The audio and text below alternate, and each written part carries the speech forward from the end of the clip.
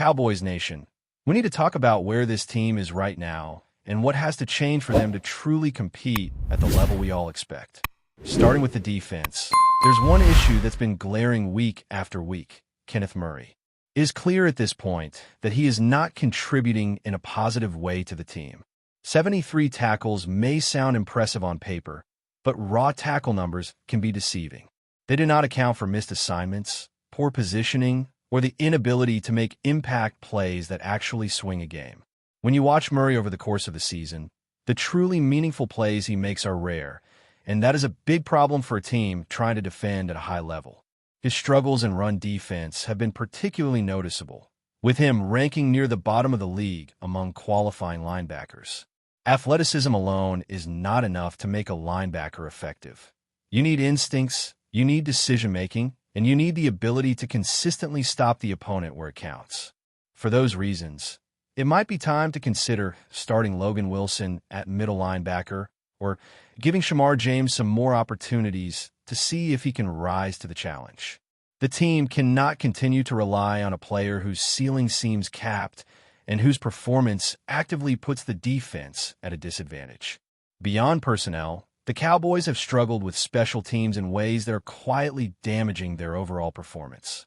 This is not about the big, flashy plays, but the small, hidden yardage that adds up over the course of season. Penalties on returns, missed assignments, and a lack of impact in coverage all contribute to hidden losses that opponents can exploit. The team ranks near the top of the league in special teams penalties, which is unacceptable for a unit that should be helping set the tone rather than creating setbacks. Correcting these issues requires adjustments in personnel, coordination, and possibly giving more reps to players who have shown competence in coverage. There is a real opportunity here to convert small improvements into meaningful advantages, especially in games where field position and momentum can swing rapidly. Defensively, the schematic approach under Matt Eberflus has been puzzling at times. The Cowboys appear committed to a bend-but-don't-break philosophy, but the results suggest they are breaking far too often. They are surrendering touchdowns and failing to generate the kind of impact plays necessary to shift momentum. Blitzing has been sporadic and often misapplied, with linebackers and corners used in ways that do not maximize their strengths. While blitzes have the potential to disrupt an offense, improper deployment can leave the team vulnerable and exacerbate the very problems they are trying to solve. Players like Oversh and Shamar James have shown potential as blitzers, but they are not being utilized consistently, limiting their effectiveness. Even when Murray is deployed in blitz situations, he performs better than in coverage, highlighting a need for smarter, more targeted use of personnel rather than relying on a blanket approach. The defensive staff needs to reconcile these inconsistencies quickly, as the current approach undermines both confidence and performance on the field. The cornerback situation is another area of concern. Trayvon Diggs has had an up-and-down season, and while there is reason to believe he can contribute at a high level, consistency has been elusive. Savone Revel has also shown promise, but players like Kalen Carson and Reddy Stewart have yet to demonstrate reliable coverage skills. This leaves the secondary in a state of flux, with the coaching staff needing to make clear decisions about who will be on the field in critical situations. Defensive backfield stability is crucial for both confidence and execution, and without it, opposing offenses can exploit mismatches repeatedly. Evaluating performance and giving players the opportunity to earn their roles is essential, but must be done with a plan that prioritizes consistency and effectiveness. Offensively, slow starts have plagued the Cowboys for much of the season, often putting the team behind early and forcing them to play from a deficit. Under Brian Schottenheimer, the team has struggled to establish rhythm in the first quarter, frequently falling behind in games against both strong and middling opponents. Running heavy game plans to start contests have not always been effective, and they contribute to a pattern of playing catch-up that puts unnecessary pressure on both the offense and the defense. These early game struggles highlight the importance of establishing balance and aggression from the outset, ensuring that the team is not consistently fighting uphill battles. A more dynamic approach could allow the Cowboys to control tempo, dictate field position, and avoid the stress of trailing early in games. All of these factors, personnel questions, special team struggles, defensive schematics, cornerback consistency, and slow offensive starts, interconnect in ways that define the Cowboys' season. Each issue compounds the others, making it clear that incremental adjustments will not suffice. Bold, decisive action is required, whether that means benching underperforming players, adjusting coaching strategies, or finding new ways to leverage the talent on the roster. The margin for error is thin, and the team must act with a sense of urgency if they want to live up to expectations.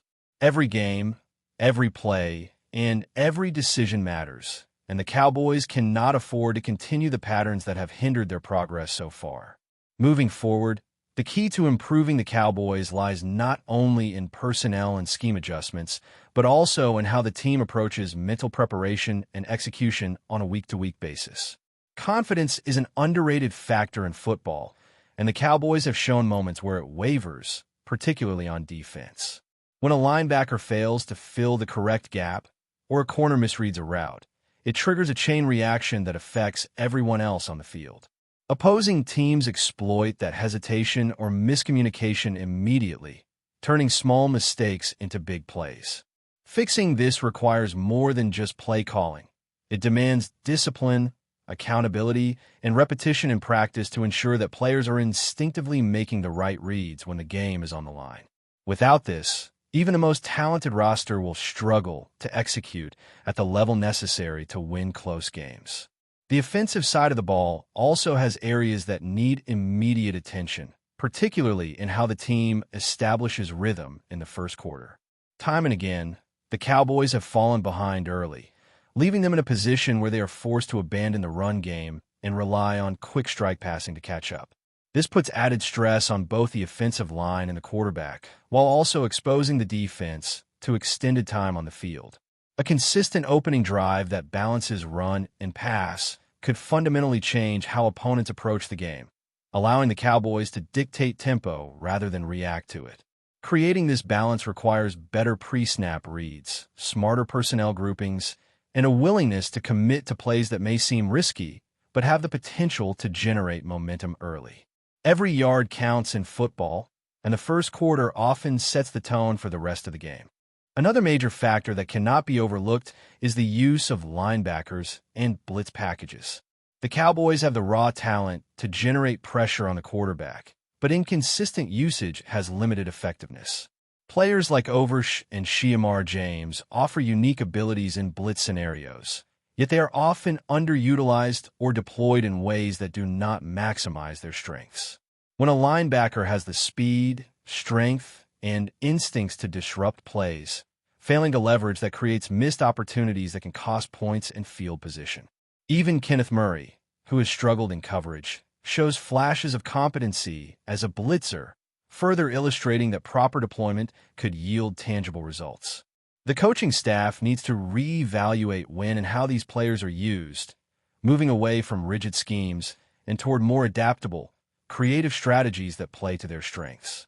The difference between a good defense and a great defense is often about timing and application, not just raw talent. Turnovers and big plays are another area where the Cowboys need to find a competitive edge. Bend but don't break strategies are fine in theory, but they do not generate the kind of momentum swings that define playoff-level football. The team must be willing to take calculated risks, go for the strip sack, jump a route, or execute a well-timed stunt that forces a quarterback into a mistake. Without these impact plays, defenses simply become reactive, allowing offenses to pick apart tendencies over time. Pressure on the quarterback, creative blitzes, and aggressive coverage can all serve as force multipliers if used intelligently. The key is not just to stop the opponent, but to actively create opportunities that shift the game's narrative in favor of the Cowboys. Special teams also remain a critical component of success that often goes unnoticed by casual fans, but has a direct impact on wins and losses. Penalties, poor coverage, and inconsistent returns have all contributed to hidden yardage losses that tilt games subtly but significantly. Adjusting personnel, refining techniques, and emphasizing accountability during practice could lead to meaningful improvements. Even small changes like better lane discipline on kick coverage or more precise blocking assignments on returns can yield net gains that change field position and ultimately influence the outcome of games.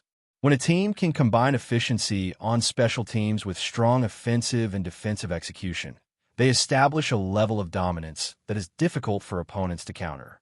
Cornerback play is another focal point heading into the next stretch of games. Trayvon Diggs has had his ups and downs, and while some inconsistencies remain, his ability to create turnovers and disrupt timing routes cannot be ignored. Pairing him with reliable starters like Savone Revel and Anthony Bland can stabilize the secondary.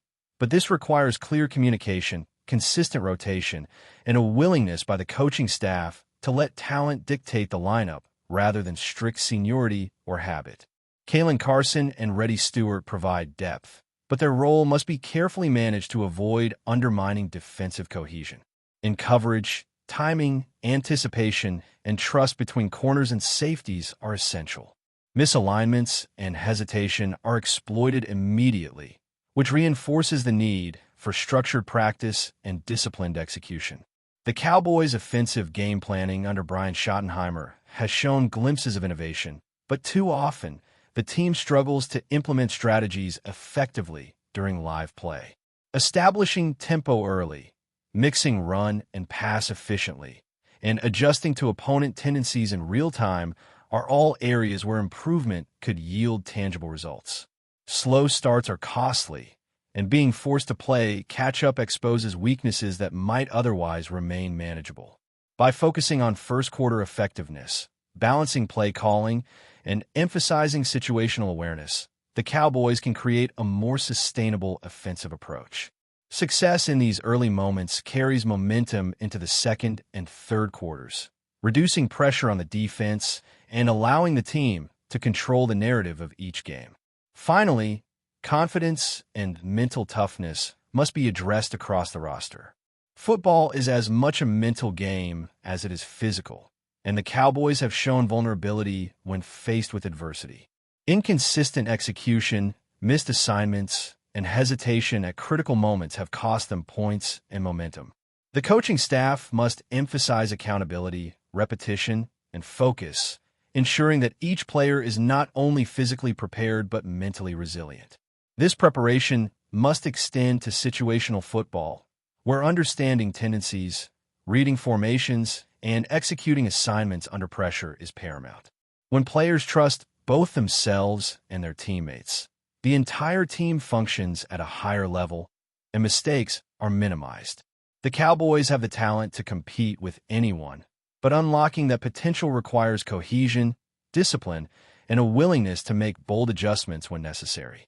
Ultimately, the path forward for the Cowboys is about cohesion, execution, and maximizing talent. Individual abilities are only part of the equation. Strategy, timing, and situational decision-making are equally important. When all elements come together, offense, defense, and special teams, the Cowboys have the potential to be a dominant force. However, the current season has highlighted gaps in execution, decision-making, and deployment of talent that must be addressed to realize this potential. The next stretch of games will be crucial in determining whether adjustments can be made quickly enough to stabilize performance, leverage strengths, and mitigate weaknesses. Every player, every coach, and every play matters, and the opportunity to turn potential into tangible results is right in front of them. But before we continue, don't forget to subscribe to our channel and give this video a like. Your support helps us keep bringing you the latest updates on the Dallas Cowboys. Feel free to share your thoughts on the news in the comments as well. A quiet murmur around the league seemed to swell into a full-blown buzz this morning after a clipped locker room exchange involving Ja'Marr Chase slipped into the public sphere. The star receiver, usually measured even when speaking on tense subjects, was overheard saying, "That's why I didn't go to the Cowboys' bad front office." The comment, tossed off almost casually, has ricocheted through league circles like a loose spiral in the wind. No one is fully certain what prompted Chase's remark, and those close to him insist it wasn't meant as a formal indictment of any organization. Still, the mere implication that one of the league's most electrifying playmakers once weighed Dallas as an option and dismissed it over internal leadership concerns, has ignited speculation well beyond the usual rumor mill churn. Team insiders across the NFL are now debating not only whether Chase ever seriously considered the Cowboys, but what exactly he meant by bad front office. Some anonymous sources claim Chase has long been wary of franchises known for heavy-handed ownership involvement. Others suggest he simply repeated something he'd heard from veterans who previously cycled through Dallas. Meanwhile, Cowboys loyalists are brushing off the comment as nothing more than a misunderstood off-the-cuff remark magnified by eager onlookers hungry for controversy. Yet the intrigue remains powerful. Does superstar quietly sidestep one of the league's most visible franchises because of internal dysfunction? Or is this merely locker room chatter inflamed by the echo chamber of speculation? Chase himself hasn't clarified the statement, choosing silence as the swirl grows louder. Around the league, however, the sense persists that his brief remark peeled back the curtain, just enough for people to start wondering what decisions are truly being made behind closed doors, and which stars might be reconsidering destinations based on more than just money, scheme, or market size. That's it for this update. If you enjoyed the video and want to keep receiving exclusive news about the Dallas Cowboys, please subscribe to our channel and give this video a like. We always look forward to your comments and opinions. See you in the next video.